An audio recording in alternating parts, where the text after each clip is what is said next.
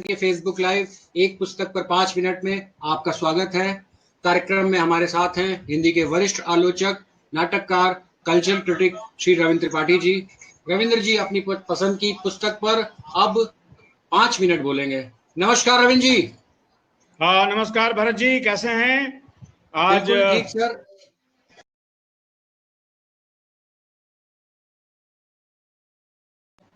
कविता की चर्चा होती है, उपन्यासों की चर्चा भी होती है, पर कहानी और कहानीकारों की चर्चा थोड़ी अपेक्षाकृत कम हुई है।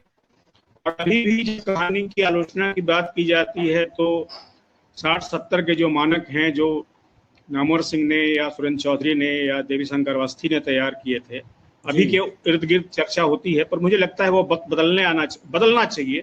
या उसमें जो राजेंद्र यादव, कमलेश्वर, मोहन राकेश की त्रयी ने किया था, अभी तक कहानी का चर्चा वहीं की होती है। पर मुझे लगता है कि हिंदी कहानी बहुत आगे बढ़ गई है और कई ऐसे कहानीकार आए हैं और आई हैं, यानी कि पुरुष और महिला दोनों की कहानियों पर विशद चर्चा होनी चाहिए। इसीलिए आज हम शर्मिला जालान की जो कहानी संग्रह आया है, माँ, मार्च और मृत्यु, इसकी चर्चा कर रहे हैं। हालांकि इनकी कहानियां शर्मिला जी की पहले से चर्चित हैं, आपने भी छापी हैं जी। पर शर्मिला जी की कहानियां क्यों अलग हैं, क्यों इन पर चर्चा होनी चाहिए?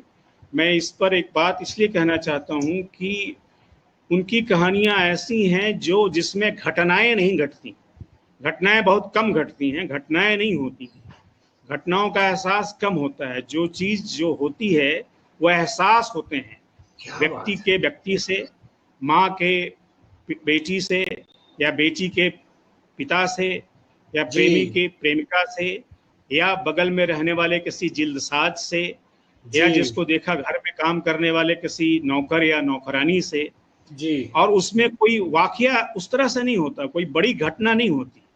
वो जो रिश्ता है दैनंदिन का, दैनंदिन में ही नहीं बल्कि हर पल का, हर क्षण का, क्योंकि रिश्ता जो होता है वो ऐसा नहीं होता है कि आप वो बहुत लंबे समय तक उसका घनत्व बना रहता है। ये ऐसी भी कहानियां हैं, पर ऐसी भी कहानियां लिखी जानी चाहिए। और शर्मिला जालान ने ऐसी कहानियां लिखी है जहां एहसास बदलते हैं, प्रेमी और प्रेमिका साथ भी रहते हैं, तो ऐसा नहीं होता है कि एक ही मुद्रा में एक ही एहसास में रहते हैं, उनके एहसास बदलते रहते हैं। इनका सबसे बड़ा प्रमाण तो इनका जो है, जैसे कि 19वीं बारिश, जो सबसे लंबी कहानी है इस संग्रह की और सबसे आखिरी कहानी है, वो है जिसमें जो लड़का और लड़की जो प्रेमी प्रेमिका हैं, वो हैं भी कि नहीं हैं, लड़की के मन में यही सवाल आता है।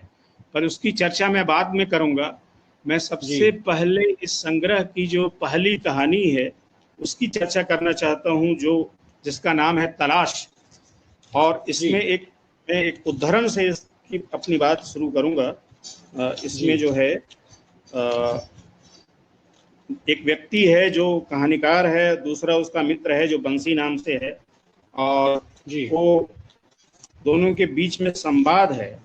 तो वो अगर आप उसमें से एक संवाद अगर आप सुनेंगे और हमारे पाठक भी सुनेंगे, श्रोता सुनेंगे, तो समझ में आ पाएगा कि केंद्रीय सूत्र तो को नहीं, पर एक केंद्रीय सूत्र जैसा आपको समझ में आ जाएगा। वो है, वो मणि कहता है बंसी से, शिमला घुमले चले जाओगे, दार्जिलिंग गए थे डिंग मारोगे, लेकिन कोई लेखक अगर शिमला के दृश्य, वहां पर गिरती बर्फ का वर्णन करे, दार्जिलिंग की ठंड, वहां के पेड़ पत्ते और चिड़ियों की बात करे, तो बोर होने लगते हो, कहते हो कहानी कहाँ है, कहानी कब शुरू होगी, इसी प्रकार टोका टोकी करते हो। लेखक, ये शर्मिला जालान की कहानी का केंद्रीय सूत्र हो जा सकता है अगर मैं आगे कहूं तो, लेखक बहुत कुछ अदृश्य को अनुभव करता है, अबोले को सुनता है और उसे ही लिखना चाहता है। तो शर्मिला जालान जो हैं वो अदृश्य का इसमें बयान है, अबोले का बयान है। पूरे संग्रह की जितनी कहानियां हैं उसमें ये अगोचर जो है, अदृश्य है, जो अबोला है, उसको पहचानती हैं। इसलिए शर्मिला जालान की जो कहानियां हैं दूसरे कहानीकारों से बहुत अलग हैं और बहुत खास किस्म की हैं, और इनका जो ये है पूरा जो व्याकरण है कहानियों का, जो पुरानी परिभाषा है, वो ये है कि जो बोला और अगोचर रह जाता है दृश्य संबंधों में, उसको सामने लाया जाए, ये उनकी विशेषता है। और मुझे लगता है कि ये उनकी कहानियों को खास तरह के अहमियत देती है।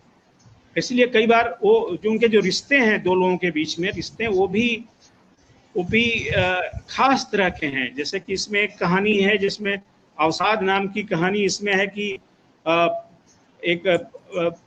जो है वो एक दो महिलाओं के बीच के संबंध की है, जो जिसके रहने से जो केंद्रीय है उसको लगता है कि उनमें से, यानी कि सुधा सुरेखा नाम की एक चरित्र है जिसके बारे में बयान है कि उनके रहने से उनमें से एक तरह का उजाला झरता था जिसके दायरे में दुनिया भली और पवित्र दिखाई देती थी।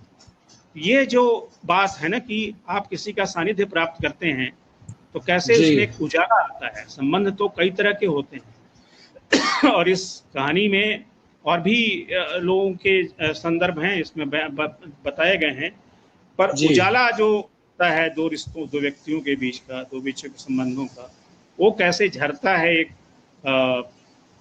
व्यक्ति से, उससे संबंध बनता है, ऐसे हैं। या जिसमें कहानी है जिल्दसाज। जिल्दसाज एक ऐसे लड़के के बारे में है जो जिल्द गांठता है, जो किताबों के पर जिल्द चढ़ाता है जी। और उसके साथ भी कोई जो नरेटर है उसका कोई ऐसा घटनात्मक नहीं है, लेकिन वो जिल्दसाज की जो हसरतें हैं, वो जो अनकहा है उसको पकड़ने की कोशिश करती हैं शर्मिला जारान। और ये हिंदी कहानी में इधर आया है और बहुत सशक्त ढंग से आया है। और इसमें जो और भी कहानीकार ऐसी कहानियां लिखते हैं या लिखती हैं, पर शर्मिला जारान का ये केंद्रीय, उनका मुझे लगता है कि सिग्नेचर स्टाइल या सिग्नेचर कहें, ये उनकी कहानियों का एक सिग्नेचर है। अमूमन कहानियों की चर्चा करते समय या उपन्यास की चर्चा करते समय गद्य और कविता की बात की जाती है। कई बार किसी कहानी के बारे में कह दिया जाता है कि इसमें कविता है या कविता नहीं है। तो इस तरह की बहस तो मेरे ख्याल से बेमानी बहस है, लेकिन इस चर्चा मैं यहाँ इसलिए कर रहा हूँ कि यही उनकी कहानियाँ हैं शर्मिला की, जिसमें आप कविता और गद्य का कोई खास फर्क नहीं पड़ रहा था। एक पंक्ति में गद्य है, दूसरी में कविता है। इसको मैं काव्यात्मक गद्य भी नहीं कहूँगा, इसके लिए कोई नया नाम हमें ढूंढना चाहिए। और इसमें गद्य में काव्यात्मकता या काव्यात्मकता या गद्य जैसे पुरानी चीजें भी नहीं चलेंगी, पर एक भाषा की नई खोज है, नई तलाश है। और बल्कि तलाश है नहीं, उसकी प्राप्ति है।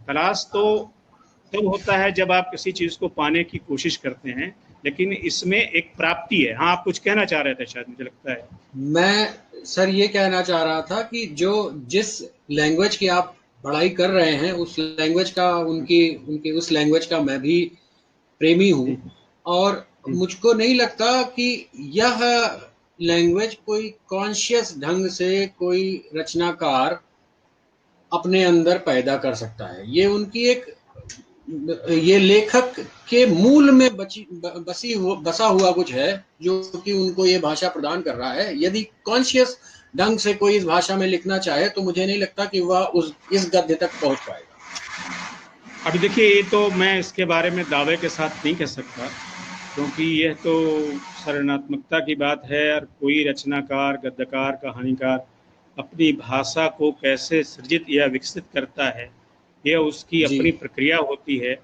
और लेकिन मैं बात कर रहा हूँ जो उनके गद्य की खासियत है उसकी, ये उन्होंने उनके भीतर खुद पहले से रचा बसा है या उन्होंने खुद विकसित किया है। तो जब आप उनसे कभी इंटरव्यू कीजिएगा तो भी पता चलेगा, लेकिन ये है और मुझे लगता है आपको करना भी चाहिए। लेकिन ये है उनके भीतर में, और ये इस तरह की सारी कहानियां उनकी संग्रह की लगभग वैसी ही हैं, जिसमें गद्य और कविता के बीच में कोई विभाजक रेखा नहीं है। और इसमें कई ऐसे रिश्ते हैं जो पहले भी कहानियों में आए हैं, माँ बेटी के रिश्ते, माँ या प्रेमी के रिश्ते, लेकिन जिस तरह उनके यहाँ आया है, शर्मिला के यहाँ आता है, वैसा दूसरे कहानीकारों के यहाँ मेरे ख्याल से जितनी कहानियां मैंने पढ़ी हैं अभी तक नहीं आया है, और इसीलिए वो एक अलग तरह की कथाकार हैं।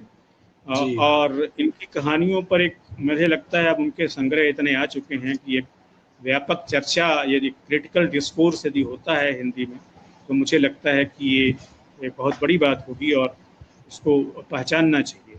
मैं थोड़ा सा जी एक उदाहरण और देना चाहूँगा। ये कैसे होता है, मैं जो इसमें जो कहानी जो मुझे बहुत अच्छी लगी, तो सारी कहानियाँ ही अच्छी हैं, पर 19वीं बारिश का एक अंश में पढ़ रहा हूँ। वो आपको दिखाएगा कि कैसे व्यक्ति के भीतर भी जो बाहर निकलते हुए कितने तरह के एहसास घेरते हैं। आप अनुभव कीजिएगा भरत जी की एक ही दिन में आप अपने परिवार में, अपने मित्रों से या अपने घर में या और दूसरे से एक ही दिन में कई तरह के भावनात्मक बदलाव से गुजरते हैं। जी उन भावनात्मक बदलावों को पकड़ना, चेंजेस को पकड़ना, वो अच्छे हैं या क्या ऐसे हैं ये अलग बात है, पर उनको पकड़ना, इस पर जो शर्मिला जोर देती हैं वो अपने आप में काबिले गौर है। और उससे आपके भीतर भी क्या नया पनपता है। आप जब दूसरे से इंटरेक्ट होते हैं तो आपके भीतर भी कुछ चीजें बदलती हैं। तो ये एक अंश है इस कहानी का, 19वीं बारिश का मैं जी पढ़ रहा हूँ, थोड़ा सा जी धीरज जी रखिएगा, 1 मिनट का अंश होगा ये। माधवी ने कुछ क्षण बाद आंखों को खोला। सामने जहां मकान बन रहा था वहां बालू का ढेर पड़ा दिखा। सूर्य की किरणें उस पर भी पड़ रही थीं और पूरा ढेर चमक रहा। माधवी को लग रहा वहां एक सिरे से दूसरे सिरे तक बस रेत ही रेत है। उसका रूप, रंग, गंध माधवी में उतर रहा। उस पर चलना शुरू करेगी तो वह खत्म नहीं होगी। असीम विस्तार उसके जीवन में जो मरु है वह भी न जाने कहां से कहां तक फैली है। आर पार दिखाई नहीं देता, जो दिखाई दे रहा वह अजीब है। सामने जो मकान दिख रहा वह उसके अंदर समा गया है। कभी वह बाहर आ जाता, कभी वह मकान छोटा दिखता, कभी बड़ा दिखने लगता। मकान मकान न दिख, रेत, कंकड़, सीमेंट दिख रहा। जिन चीजों से मकान बन रहे वे चीजें कच्चा माल दिख रही। मकान ऊपर उठता है, मकान नीचे आता है, वह नीचे आकर माधवी के अंदर समा जाता है। माधवी मकान बन गई है। तो इस तरह की जो बात है ना कहानी में, कि आप कमाल है सर। जो घटित हो रहा है उससे परिवेश से खुद कैसे बदलते हैं। एक, आप दूसरों को बदलते हैं पर you get also affected by other things in your life. ये जो यस इनका है शर्मिला जालान का, मुझे लगता है कि एक संग्रह को, हिंदी के पाठकों को, हिंदी के आलोचकों को उसके बारे में पढ़ना चाहिए, जानना जी चाहिए।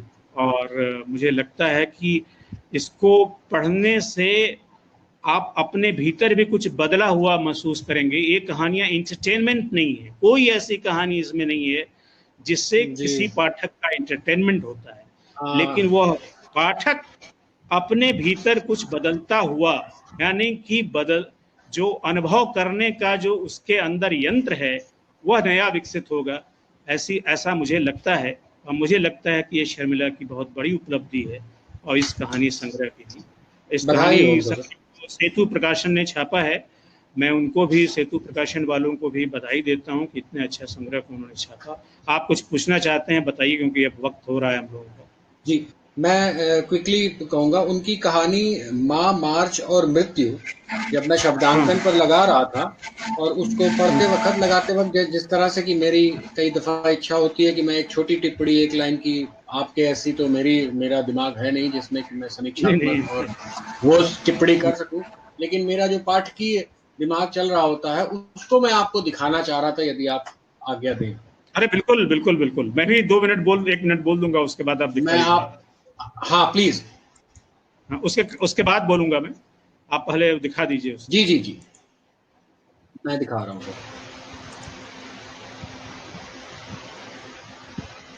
क्या आप ये पढ़ पा रहे हैं सर? नहीं, एक सेकंड। नहीं, मुझे दिखाई नहीं दे रहा है। एक सेकंड सर। मैं दिखाई तो दे रहा है लेकिन बहुत नहीं, मैं दिखाई बहुत छोटा एक है। सेकंड सर, मैं कर रहा हूँ, एक सेकंड। अब दिख रहा है क्या ये? थोड़ा सा बड़ा मैंने कहा हुआ है है सर, और नजदीक जाना पड़ेगा मुझे। हाँ आप पढ़ दीजिए, आप खुद पढ़ दीजिए। मैंने कहा है हेलो। सर कि शर्मिला शर्मिला जालान चित्रकार कहानीकार हैं। हम्म। उनकी कहानियों का चित्रकार बड़ा है और उसका कैनवास भी। हम्म। शर्मिला की कहानियां संभल संभल कर कलम से कसे गए पेचों को खोलते हुए पढ़ना आनंद देता है। हम्म। बहुत अच्छा। और कुछ? ये मेरी राय है उनकी नहीं कहानियों वो, पर। हाँ ठीक है, नहीं बहुत अच्छा लिखा है आपने और सटीक है। ये कहानी भी बहुत अच्छी कहानी है और ये भी देखिए रिश्तों की कहानी है। दो व्यक्ति हैं, वो भी अपने अतीत को याद करता है। उसका जो ड्राइवर है तपन, वो भी उसका भी अपना अतीत है। दोनों लोगों का अपना अतीत है जो प्रोटोगनिस्ट है। और जी उनके दोनों के जीवन में कई हलचलें रहती हैं। दोनों की पत्नियां उनसे अलग हो जाती हैं, बच्चों को लेकर के परिवार में स्थिति है, और दोनों के जीवन में समांतरताएं हैं, लेकिन दोनों के अपने जीवन को जीते भी रहते हैं। उनके जीवन में वैसा वो उल्लास तो नहीं है, हर्ष तो नहीं है, पर एक जिंदगी को बनाए रखते हैं अपने कठिन भावनात्मक उद्वेलन के दौर में। इसलिए यह कहानी भी दो लोगों की जिंदगी की समानांतरताएं को दिखाते हुए ये हमारे सामने ये बात लाती है कि कैसे हम जो जीते हैं, हमारी जो स्मृतियां हैं, उसमें कितने तरह के गड्ढमड चीजें हो जाती हैं। उसके जी बावजूद हम या लोग जीते रहते हैं और जिंदगी को थोड़ा सा इंजॉय न करें तो उसको भार भी नहीं मानते, और एक जिंदगी आगे बढ़ती रहती है। इस तरह की कहानी है, मुझे भी बहुत अच्छी कहानी है। अब समय कम है इसलिए चर्चा मैंने इसकी उतनी नहीं की, पर ये भी बहुत अच्छी जी कहानी है। जी तो और भी कहानियां हैं इसमें, तो लोग पाठक पढ़ेंगे तब उनको लगेगा कि इनकी जो संग्रह की जो सभी कहानियां हैं, जिसमें एक दो को छोड़कर लगभग सभी 21वीं सदी में लिखी गई हैं, दो तीन को छोड़ करके। जी तो जी ये कहानियों की खूबसूरती है। और मैं फिर से शर्मिला जालान जी को, सेतु प्रकाशन को और आपको तीनों को बधाई देता हूँ कि मुझे इस पर बोलने का मौका मिला।